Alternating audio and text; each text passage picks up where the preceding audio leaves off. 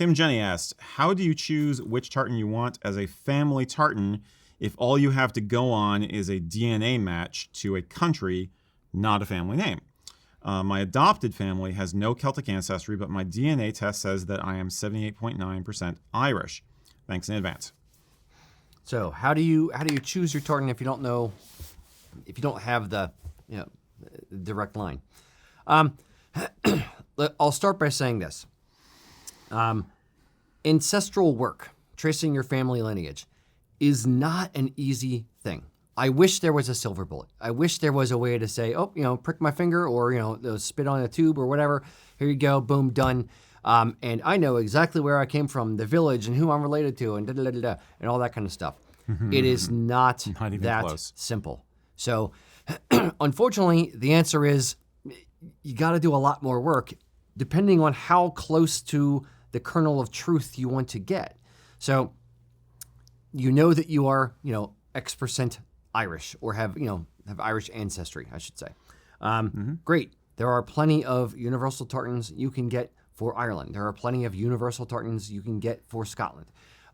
If you can trace your family back, if you have, you said you were adopted, so if there's, records of the adoption, there are going to be some roadblocks there. A lot of people, when they try to trace their family lineage and they get back to the immigration records, but when they cross the pond trying to figure out where their family was from in England, in Wales, in Scotland, in Ireland, or in Germany, wherever, it becomes a lot murkier. And trying to find, pick up the thread over there is a very, very difficult task.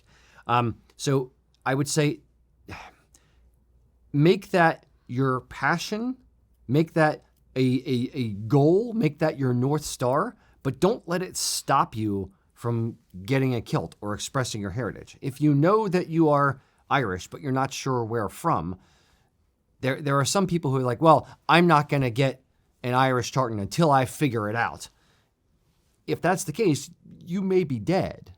A lot of people don't ever figure it out. So don't let the ultimate goal of, I need to figure this out, stop you from doing something along the way to enjoy the journey. The journey is the journey. You have to enjoy the journey. And so point being, and this is not meant to sound like a sales pitch of go out and buy something right now, but I would say don't let perfection be the enemy of the good.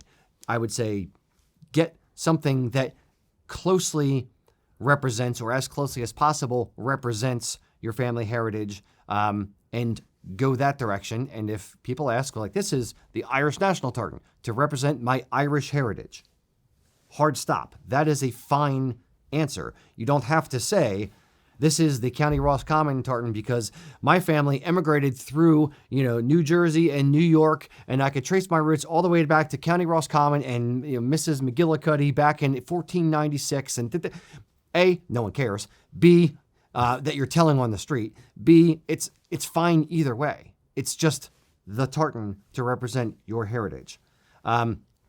Ultimately, the other thing you can do is design your own tartan. If you were adopted, you don't know where your family was from. You know that you are Irish, but you don't know how you got here. You don't know that story. Then start your own story. Make your own tartan, design your own tartan, and have that woven, because that is very, very, very unique to just you. So that's kind of where I'd go with it. Thoughts? Yeah. Sorry, I was a bit rambling. Your enthusiasm is admirable. Designing and getting woven your own tartan, that's hardcore and not cheap. So let's take that as a small proviso, okay? If you've got money to burn, sure.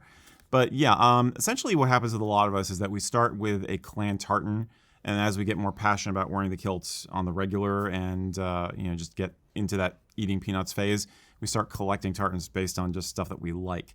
So in a weird kind of way, you have the opportunity to sort of skip over that first step.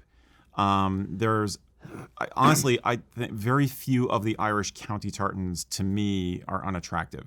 A lot of them are beautiful, and as far as I'm concerned, they can all equally be representative of Ireland as a whole. So you're back to the whole, what's your favorite color? If you have a guess where your family came from county-wise, great. If not, the national is a great idea also.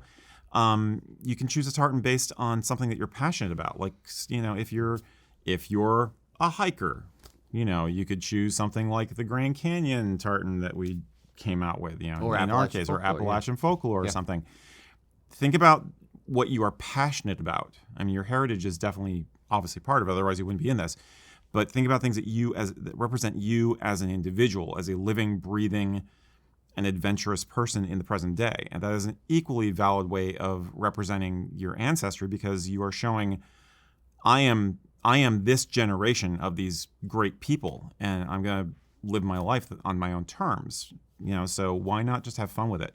And if you want to be on the nose, you can get some Irish accessories. I mean, you could have any old tartan in a sense. I wouldn't do a clan tartan per se, but you could have a fashion tartan, a district tartan kind of a thing, Irish county tartan, and then use Irish accessories to, which honestly for most people is going to be a better tell. Oh, they're Irish, okay? Because most people still will see a tartan kilt and immediately assume you are Scottish, not Irish, even though the Irish wearing kilts now has been around for a while now. I wouldn't overthink it. I would trust your instincts, trust your passions, and enjoy the journey. Yeah.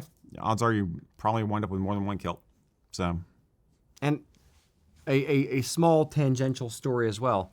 Don't be afraid to make a mistake within it. True. I don't know anyone in this room, maybe on the other side of the table over there, whose last name was Anderson, who got an Anderson kilt and realized that he's actually not an Anderson clan like Scottish Anderson. He's actually a Robertson.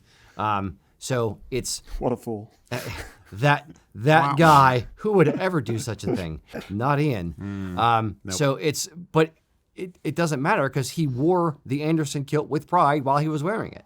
And then when he figured out, other parts of his family history, he said, oh, okay, cool. Now this opens me up to this other tartan, or I can do these other things. Yeah. So I would say, again, don't let perfection be the enemy of the good. You're going to uncover new things. You're going to figure out mistakes. You're going to figure out things along the way. So just keep pushing forward and enjoy it while you're doing it. Yeah. Don't gatekeep yourself. I mean, the from my perspective, part of heritage is telling the stories. There's far more than just one way to tell the story and to honor the ancestors as you go by doing this. So, like you said, don't let perfection be the enemy of good. Think about who you are. Bottom line. Agreed. Cheers. Wash day. Hope that helps, Tim. So, how did you choose your first tartan? Or if you don't have a kilt yet, what things are you considering in selecting your first tartan? Let us know in the comments.